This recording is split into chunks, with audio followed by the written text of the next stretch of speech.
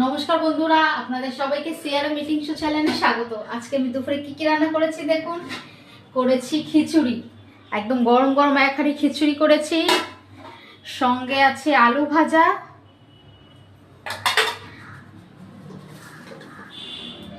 এখানে করেছি বেগুন ভাজা, পটল ভাজা, আরও পাতলা করে চিপস করেছি।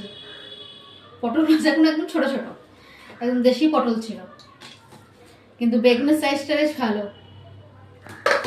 আর এখানে করেছি আমের চাটনি, আমের চাটনিটা খাবো। এই যে করেছি পাঁপড়, এই যে প্লাস্টিকে রেখেছি, নাহলে নরম হয়ে যাবে, ভেজে প্লাস্টিকে বেঁধে রেখে দিয়েছি। আমের চাটনির সঙ্গে পাঁপড়। তাহলে বন্ধুরা, আজকের মেনু তোমাদের কিরকম লাগলো কমেন্টের মাধ্যমে জানাবে।